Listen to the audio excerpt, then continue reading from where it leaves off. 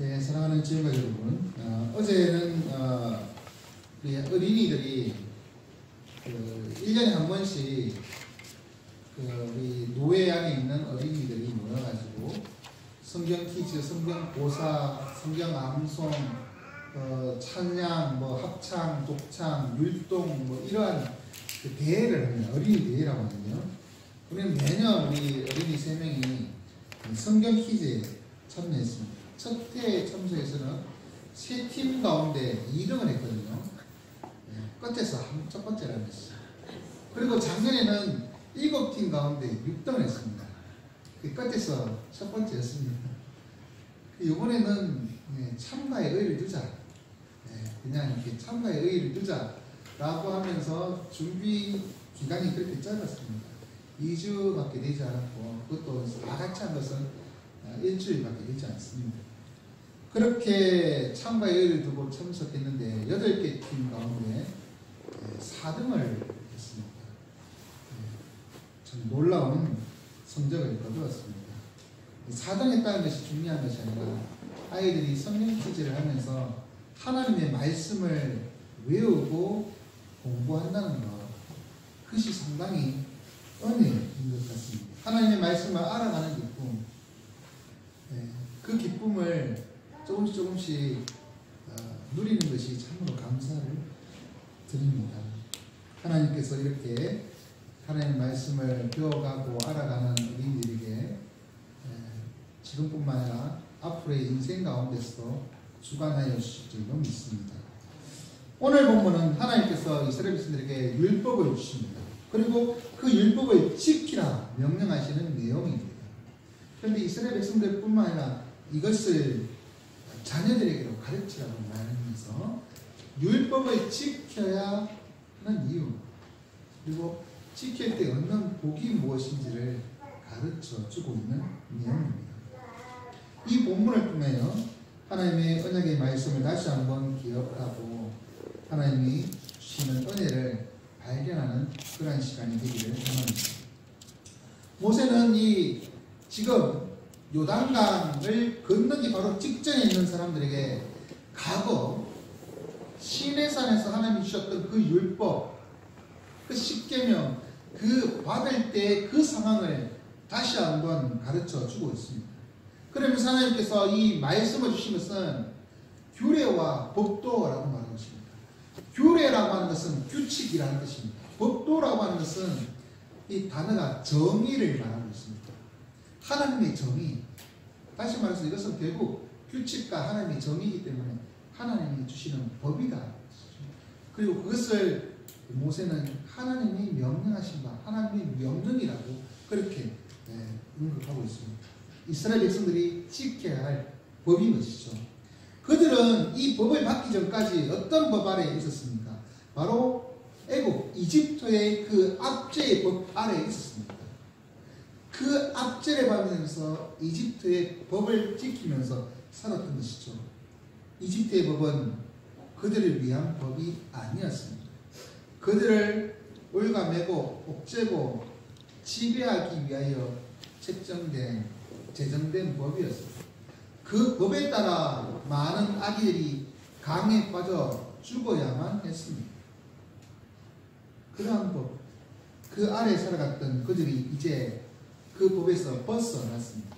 출애굽해서 애굽의 법이 더 이상 적용되지 않는 새로운 시대를 열게 된 것입니다. 홍해를 건넜습니다. 그들을 옥죄던 그 애굽의 법은 더 이상 그들을 적용하지 않습니다. 그들은 그곳에서 자유하게 되었습니다. 그렇다고 해서 자기 마음대로 살면 되겠습니까? 자기의 생각과 소견에 오는 대로 행하면 무법천지가 됩니다. 하나님은 이스라엘 백성들을, 구원하는 이스라엘 백성들을 시내산으로 불러 모으십니다. 그리고는 그들에게 새로운 법을 주십니다. 애굽의 법이 아니라 하나님의 법을 주시는 것입니다. 이것은 애굽에서 노예 생활했던 그것과 다른, 이제는 너희들이 하나님의 백성이 되었다. 그러니 하나님 나라의 법을 지켜야 한다는 것을 보여주고 있는 것입니다. 하나님의 백성으로서 지켜야 할 하나님의 법.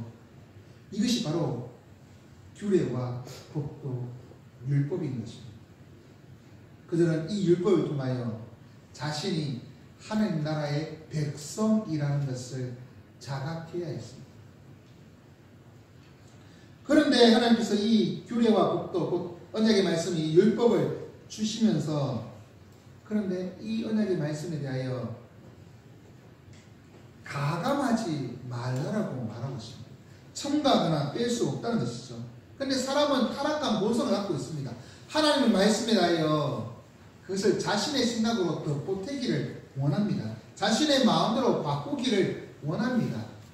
그러한 속 사람이 그 본성이 타락한 본성이 인간에게 있습니다.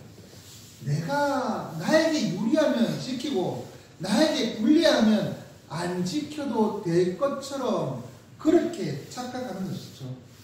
하나님의 말씀을 자신의 상황에 유리하게 적용하고 불리하면 안 하는 그러한 거죠.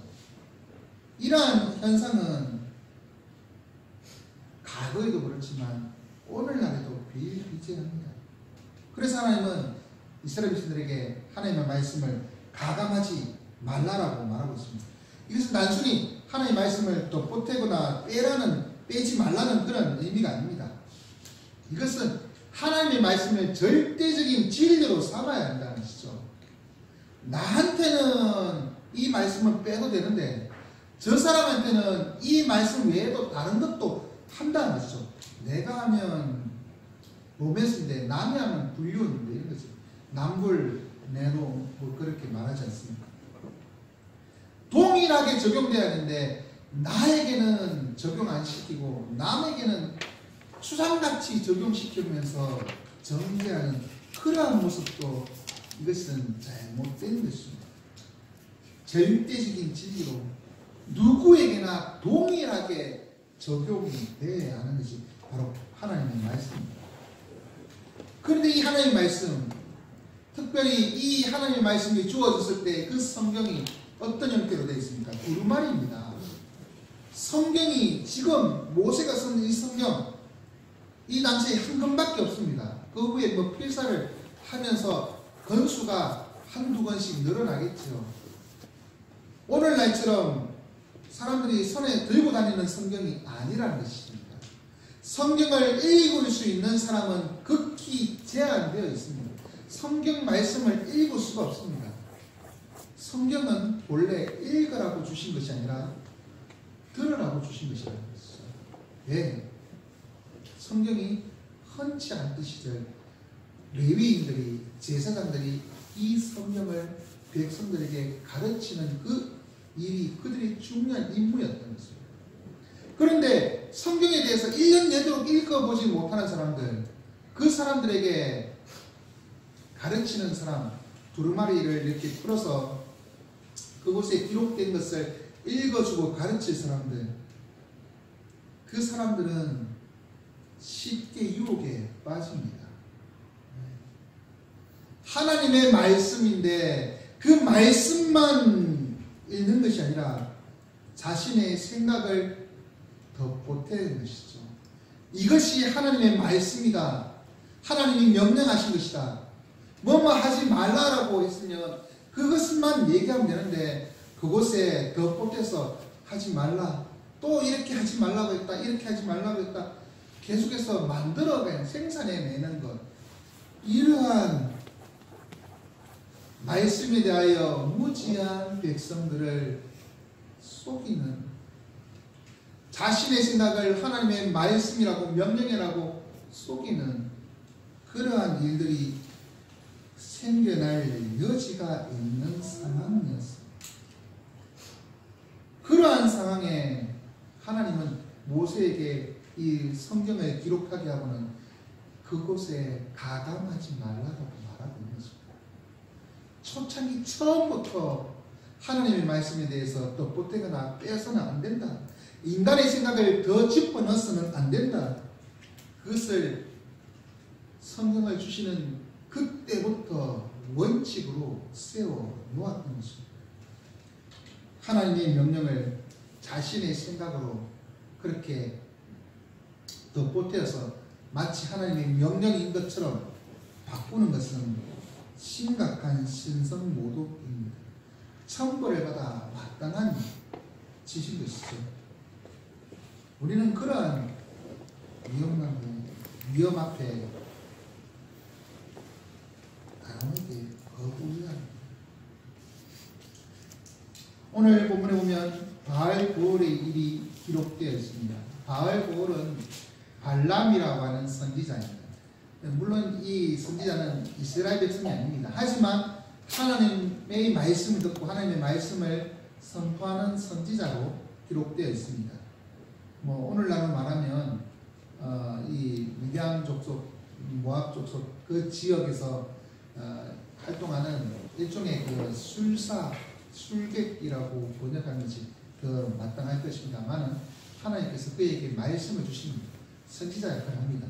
그래서 미디안 왕 발락이 이 발람 선지자를 불러서 이스라엘 민족을 저주하게끔 합니다. 그런데 이 발람이 하나님의 말씀대로 축복하는 말을 계속하지 않습니다. 하나님이 주시는 말씀대로 그렇게 합니다. 그런데 최후의 마지막 한 가지, 자신의 깨를 더 붙여서 주고 갑니다. 그것은 바로 이스라엘 백성들에게 모압 여자들을 붙여주는 것이죠. 모압 여자들과 음행하게 해서 바알을 섬기도록 하는 것. 그 길을 제시해주고 발락을 떠난다는 것이죠. 그리고 그 깨는 적중되어서 이스라엘 백성들이 자신의 진중에 모압 여자들을 데리고 와서 대낮에 음행합니다. 모압 여자를 따라가서 우상에 숭배합니다. 결국 하나님께서는 진노하셔서 24,000명을 전염병으로 죽게 하셨습니다. 하나님의 말씀을 전할 사역자가 하나님의 말씀이 아닌 다른 것을 덧붙일 때에 일어날 사건을 기록하고, 그리고 그곳에 넘어간 불순종한 이스라엘을 보여주고 있는 것입니다. 하나님의 말씀은 모든 사람에게 적용되어야 할 진리의 말씀입니다. 그 말씀은 하나님의 명령입니다. 법도입니다. 그리고 그 말씀대로 준행해야 하는 것입니다. 가담하지 말라고 하면 가담해서는 안 됩니다. 그런데 이 말씀을 누구에게 주셨느냐? 시내산에 있는, 다시 말해서 출애굽해서 얼마 되지 않았던 출애굽 1세대 백성들에게 주셨습니다. 그런데 그들에게만 이 준행하라고 말씀하지 않습니다. 그들은 이 말씀을 듣고 그들에게 자녀에게 가르치게 하라. 그리고 이 광야 생활은 이때만 아니라 광야 생활을 끝내고 가나안 땅에 들어가면 그곳에 땅을 얻을 것인데 그곳에서도 지켜야 한다라고 말하고 있는 것입니다. 왜 그럴까요? 이것은 아까도 말씀드린 것처럼 하나님 나라의 백성이라는 그러한 정체성을 나타내기 때문인 것이죠. 하나님이 왕이시다, 나는 하나님의 백성이라는 것을 나타내는 그러한 것이 바로 이 하나님의 말씀에 대해 준행하는 것입니다. 그래서 자녀에게 가르치라 말하고 있는 것이죠. 근데 자녀에게 가르치려면 어떻게 해야 됩니까? 부모가 먼저 알아야 가르치죠. 부모가 모르는데 자녀에게 가르칠 수가 있겠습니까? 그런데 아는 것으로 끝내서는 안 됩니다. 부모가 그 말씀대로 준행해야 아들이 듣고 준행하죠. 자신은 준행하지 않는데 너는 이렇게 해라 하면 말이 안 되지 않습니까? 제가 고등학교 다닐 때, 요즘도 고등학생들 담배 피면 야단 맞지 않습니까? 담배 피는 학생들 붙잡아 놓고서 담배 피면서 너 담배 피지 말라 말이야 이렇게 야단치는 선생님 밑에서 야단 맞으면서 학생들이 뭐라고 합니까? 쉬는 담배 피면서 나도 1년만 지나면 졸업인데 이렇게 되는 것이죠. 몸이 안 좋으니까 피지 말라 하면은 아이뿐만 아니라 어른들도 안 해야 됩니다. 똑같이 야단치면 본인도 안 해야 됩니다. 그거인 것이죠. 준행하라 가르치려면 본인이 먼저 준행하는 모습을 보여줘야 하는 것입니다. 본인이 그렇게 하지 않는데 자녀에게 그렇게 하라고 가르치면 그것이 말이 먹히겠습니다. 하나님의 명령대로 살아가는 모습을 보여줘야 합니다. 그러면 자연스럽게 자녀들도 하나님을 준행하게 됩니다. 하나님의 권위를 인정하게 됩니다. 그런데 부모가 하나님의 권위를 인정하지 않아서 하나님의 말씀에 준행하지 않으면 자녀들도 하나님의 권위를 인정하지 않습니다. 하나님의 권위뿐만 아니라 부모의 권위도 쉽게 무너질 것입니다.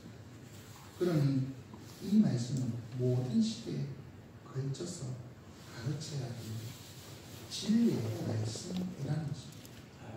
하나님의 말씀 듣고 계신 우리 지원가족 여러분, 제가 선포하는 말씀을 하나님의 말씀으로 듣고 계십니까? 저는 설교밖에 할 줄 아는 게 없습니다. 그렇다고 해서 설교를 잘한다는 것도 아닙니다. 설교도 못하는데 그나마 설교에 목숨 걸려고 그렇게 생각하고 있습니다. 그래서 저는 설교에 거의 예화를 들지 않습니다. 우스갯소리를 넣지 않으려고 합니다. 개그 콘서트로 만들지 않으려고 합니다. 그리고 세상에서 쉽게 듣는 착하게 살아라, 그런 얘기를 강단에서 하지 않습니다. 그것은 당연한 얘기입니다. 저는 여러분들이 삶에 지쳐서 세상 가운데서 그렇게 힘들게 살아왔던 여러분들이 이곳에서 하나님의 말씀을 위로를 들어요. 하나님의 말씀을 듣고 그 말씀의 그 복음을 들어야 한다. 그 생각으로 하나님의 말씀을 선포하려고 합니다. 그래서 저는 도덕과 정치적인 얘기는 하지 않습니다. 여러분들이 각자의 신앙에 따라 그렇게 각자 판단할 문제이기 때문에 여러분들은 계속해서 저를 위해서 기도해 주십시오. 하나님의 말씀을 가감없이 바르게 전하는 목사, 설교자가 되게 해달라고 그렇게 기도해 주십시오. 그리고 여러분도 자녀에게 가르치십시오. 이 말씀을 듣고 집에 돌아가서 자녀들과 함께 나누시기 바랍니다. 그러려면 먼저 하나님 말씀에 집중해서 들어야 되겠죠. 아이들은 잘 듣는데 부모가 오늘 주일 무슨 얘기했는지 아이들은 아는데 부모가 모르고 하면 그 거리가 서 있습니다. 아이들과 나눌 수 있도록 집중하시기 바랍니다. 그럼 이렇게 하나님의 말씀을 준행하면 어떻게 될까요? 하나님을 사랑하고 하나님의 말씀대로 사는 자에게 하나님은 복을 주십니다. 그 복은 하나님께서 여러 민족 앞에서 지혜와 지식이 되도록 이스라엘 백성들에게 복을 주신다는 것이죠. 하나님의 말씀을 따라 삶의 모든 문제를 하나님의 말씀으로 해결하는 그들에게 지혜와 지식이 있게 하십니다. 이것은 이방인들이 부러워할 문제입니다. 자연스럽게 하나님의 말씀대로 살아가는 이스라엘 보면 이방 사람들이 인정하게 되는 것입니다. 그래서 우러러보게 되는 것이죠. 이스라엘에게 하나님의 명령, 하나님의 이 규례와 법도는 그러므로 짐이 아닙니다. 복인 것입니다. 세상 사람들이, 이방 나라들이 우러러볼, 부러워할 최고의 특권을 누리고 있는 것이 바로 하나님의 말씀을 듣는다는 것입니다. 이 말씀이 우리에게 적용되고 우리가 그 말씀대로 살아가면 이방 사람들이 우리를 롤 모델로 삼게 되는 것입니다. 전도의 문이 열립니다. 하나님의 말씀대로 살아가는 자에게 하나님께서 어떻게 복을 주시는지를 보면 나도 하나님 믿고 싶다, 이런 마음이 생겨나지 않겠습니까? 그런데 아무리 좋은 말씀이 있어도 내가 준행하지 않으면 세상 사람들은 부러워하지 않습니다. 오히려 어떻게 하겠습니까? 하나님의 말씀이 있음에도 불구하고 좋은 말씀이 있음에도 불구하고 그 말씀대로 살지 않는 그들을 보면서 조롱하는 것이죠. 놀리는 것입니다. 하나님의 이름이 우리를 통하여 존귀 여김 받는지 손가락 받는지 하나님은 이 말씀을 주시며 준행하면 여러 민족 가운데 지혜와 지식이 되어서 세상 사람들이 우리로 보는 그러한 존재가 되게 하시고 말씀하고 있습니다. 그렇게 부러워하는 지혜와 지식의 모습이 어떻게 나타날까요? 그것은 바로 하나님이 가까이 계시다는 것을 알게 되는 것입니다. 기도할 때마다 하나님의 응답이 있습니다. 그것은 하나님이 살아계시고 그대가 함께하고 있다는 것을 보여주는 증거인 것이죠. 이것은 이방 사람들이 경험해 보지 못하는 것입니다. 그들이 섬기는 것은 말할 수 없는, 입이 있어도 말하지 못하고 귀가 있어도 듣지 못하고 눈이 있어도 보지 못하는 돌과 나무로 만든 쇠로 만든 우상일 뿐이거든요. 그 앞에서 지극정성으로 빌어도 응답이 없습니다. 응답받는 것은 이루어질 때까지 1년이고 2년이고 엎드리면 언젠가는 내리겠지. 이것이 우리는 그것이 아니라 하나님은 우리의 기도를 들으시고 응답해 주시고 자연적으로 이루어지는, 우연히 이루어지는 그러한 이방인들의 기도와 달리 우리의 기도는 하나님께서 가까이에서 듣고 그것을 이루어 주시는 것입니다. 이방인들이 누리지 못하는 영적인 축복이 하나님의 말씀을 준행하는 자에게 있다는 것입니다. 그래서 하나님께서 가까이 계시고 기도에 응답해 주시는 이 나라, 비록 지금 이 말씀을 듣는 이들은 땅 한 평 가진 거 없습니다. 아직 약속하신 그 땅 가나안 땅을 들어가지 않았습니다. 출애굽한 지 노예에서 지금 풀려난 지 얼마 되지 않는 이들, 그런데 뭐라고 말합니까? 6절에 있는 것처럼 과연 이 큰 7절에 있는 것처럼 그 신이 가까이 함을 얻은 큰 나라가 어디 있느냐? 세상에 그 위대한 나라 애굽도, 강대한 애굽도 기도의 한마디, 모세의 그 기도에 홍해 앞에 다 깔아앉아 버리는 그거 아닙니까? 기도에 아말렉의 군대들이 모세가 손 벌리고 기도하는 그 기도에 무너지는 그 놀라운 역사입니다. 나라가 없는 민족이지만 세상에서 큰 나라를 인정받는 것입니다. 그것뿐만 아닙니다. 하나님 주신 규례와 법도는 세상의 그 어떤 것보다 정의롭다는 것입니다. 그래서 이 8절에 공의로운 큰 나라가 어디 있느냐? 하나님의 공의를 능가할 세상에 어떠한 법도 없습니다. 하나님의 공의는 죄에 대해서는 단호합니다. 하지만 그 죄인이 죄를 씻고 하나님께 나올 수 있도록 은혜의 속죄의 법 또한 주어집니다. 단호하지만 그곳에 하나님의 사랑과 은혜가 있다는 것입니다. 그러한 공의, 하나님의 공평과 정의가 있는 그러한 법, 세상의 그 어떤 법보다도 그 정의, 공의. 세상의 법들은 지도자들에게는 한없이 약합니다. 약자들에게는 한없이 강하고 엄합니다. 하지만 하나님의 법은 지도자의 죄를 더 엄히 여깁니다. 그들의 죄에 대하여 더 크게 책망하십니다. 하나님의 공의. 그래서 이 공의가 있는 나라, 그 나라가 세상에 더 큰 나라가 있는 위대한 나라, 하나님께서 인정받게 하신다는 것입니다.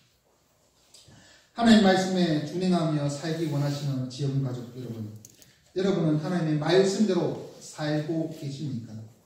우리가 하나님의 말씀대로 살면 세상이 우리를 우러러보게 되어 있습니다. 하지만 하나님 말씀대로 살지 않으면 세상이 우리를 손가락질합니다. 오늘날 한국교회가 세상으로부터 조롱받고 개혁의 대상이 된 것은 하나님의 말씀이 잘못되었기 때문이 아닙니다. 말씀대로 살지 않는, 준행하지 않는 사람들 때문에, 성도들 때문이겠죠. 우리 때문에 하나님의 이름이, 교회가 손가락질 당하지, 하나님의 말씀이 잘못되었기 때문이 아니라는 것을 기억하십시오. 우리에게 요구하는 것은 바로 준행하면 지혜와 지식이 되게 하고 하나님이 가까이 하시고 하나님께서 기도에 응답해 주신다. 이러한 나라가, 이러한 백성이 어디 있느냐? 공의로운 하나님의 법이 적용되는, 공평과 정의가 있는 이러한 나라가 어디 있느냐? 우러러보게 되어 있는데 그대로 살지 않으니 딴짓하니 손가락질 당하는 것입니다. 하나님이 이 교회를 세상 가운데서 부러워할 만한 그러한 존재로 만들어 가시도록 여러분들이 기도하시고, 그리고 그 말씀에 준행하시기 바랍니다. 그럼 왜 하나님이 이스라엘 백성들에게 이렇게 말씀을 주실까요? 단순히 그냥 하나님의 백성이니까 너는 내 백성이다.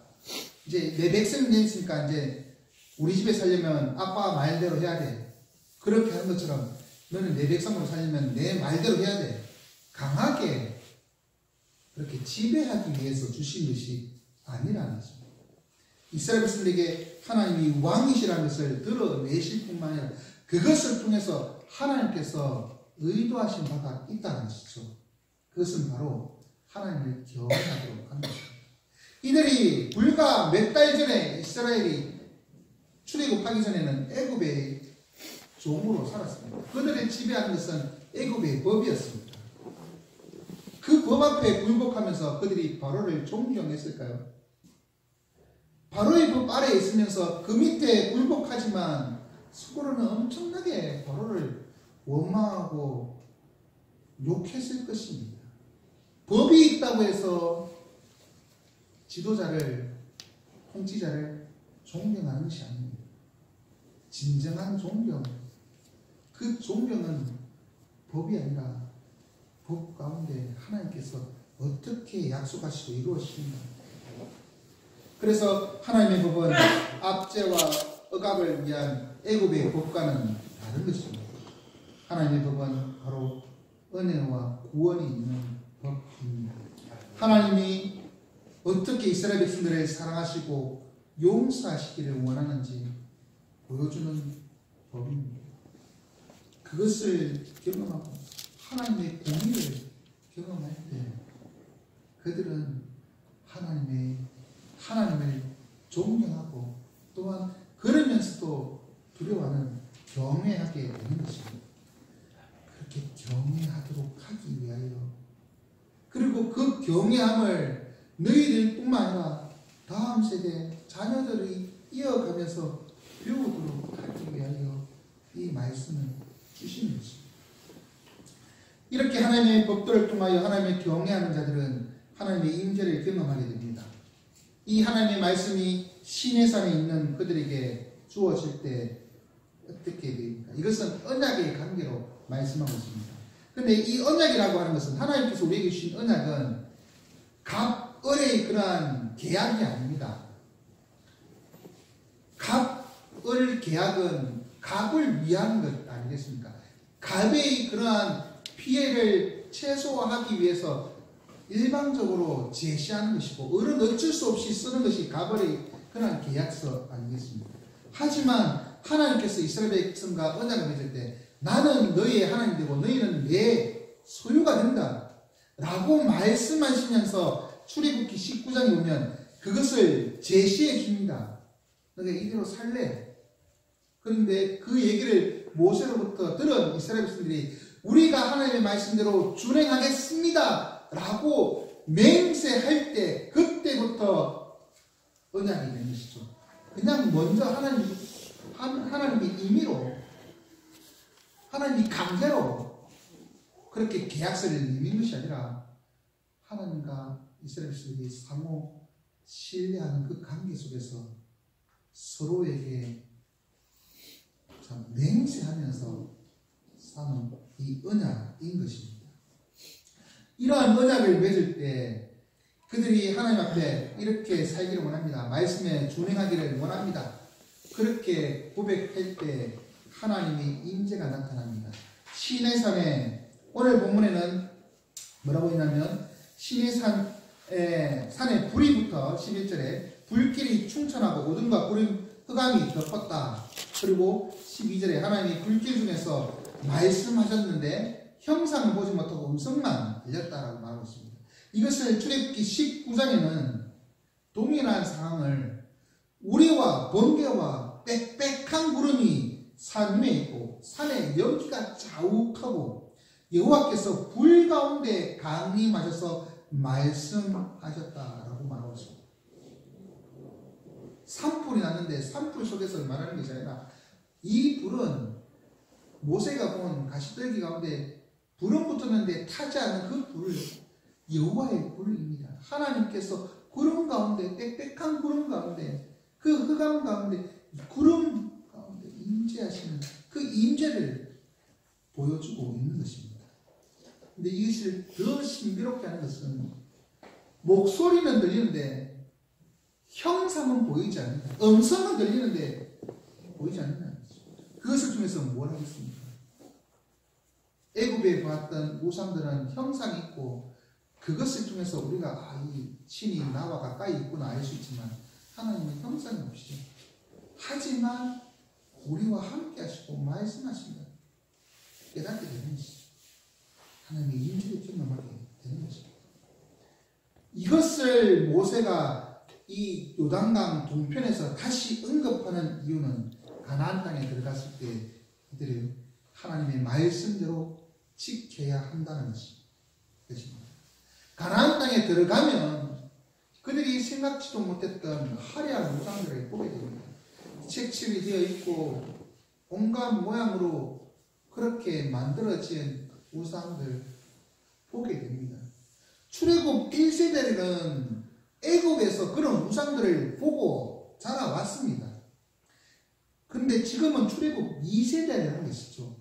아주 어릴 때 봐가지고 기억이 가물가물한 사람들 또는 아예 보지 못한 사람들 그들은 하나님은 형상 없이 우리와 함께 하신다는 것을 그렇게 깨닫고 있던 그들이 가나안 땅에 들어가면 온갖 색깔로 그리고 화려한 옷으로 입고 있는 돌로 만든 우상, 나무로 만든 우상 그런 온갖 우상들 화려함 현혹되어서 그것만 바라보면서 살겠다는 것입니다. 그러한 것에 속지 말고 하나님 말씀대로 살아야 합니다. 하나님의 말씀대로 살 때 살 수 있다. 그것을 가르쳐 주기 위하여 십계명을 하나님께서 두 돌판에 새겨서 주셨다 말씀하고 있는 것입니다. 그 십계명의 내용이 우리가 잘 알다시피 하나님이 어떤 분인지를 먼저 가르쳐 주고 있지 않습니까? 그러한 십계명 돌판에 새겼다는 것은 그것을 계속해서 기억해야 한다. 말씀대로 살아야 한다는 것을 보여주는 것입니다. 그러한 삶 말씀대로 순행합니다. 그 말씀을 기억하고 살아야 합니다. 끝하죠. 앞으로도 우리에게 상황이 좋아지고 경제가 나아지고 행복해지고 무엇인지 다 갖추어져도 하나님의 주님은 힘들고 어렵고 이 강나생활 해도 말씀의 주님이에요. 어떤 상황인지 간에 하나님의 주님이에요. 말씀의 주님이에요. 그것을 가르쳐 주고자 하는 것입니다. 하나님을 경외하는 지원가족 여러분은 얼마나 하나님을 경외하십니까? 경외하신다면 하나님의 말씀을 어려운 것으로 여기지 마십시오. 우리에게 힘들게 우리가 고생하는 것을 보시기 위해 주신 말씀이 아닙니다. 우리를 거룩한 하나님의 백성으로 만들기 위해 주신 말씀입니다. 그러니 감사함으로 순종하시기 바랍니다. 그러면 우리와 함께 하신 하나님, 우리 가운데 임재하신 그 임마누엘 하나님, 그 하나님의 은혜 가운데 우리는 능히 이 땅 가운데서 승리하며 살아갈 수 있을 것입니다. 이 땅에서 살면서 그대로 말씀대로 살아갈 수가 없는 것입니다. 이제 말씀 읽겠습니다. 우리는 매주일 예배를 통하여 하나님과의 언약을 갱신하고 있고 하나님 말씀을 듣고 있습니다. 그리고 그 말씀을 삶에서 적용하겠다고 결단합니다. 하나님의 말씀은 결코 어렵지 않습니다. 하나님의 말씀은 우리가 준행할 수 있는 것이며 해야만 하는 것입니다. 그렇게 하나님의 말씀을 바르게 듣는 것이 중요하고 또한 전하는 자는 하나님의 말씀을 바르게 가르쳐야만 합니다. 그럴 때 세상이 우리를 지혜와 지식이 있는 것으로 우러러 볼 것입니다. 하나님이 우리와 함께 하신 것을 세상이 보게 됩니다. 그리고 하나님의 공의를 인정하게 될 것입니다. 그러니 하나님을 경외하고 하나님의 임재를 경험하면서 세상에서 승리하며 살아갈 수 있도록 하나님의 말씀에 순종하시는 여러분 되시기 바랍니다. 네, 어린이 여러분,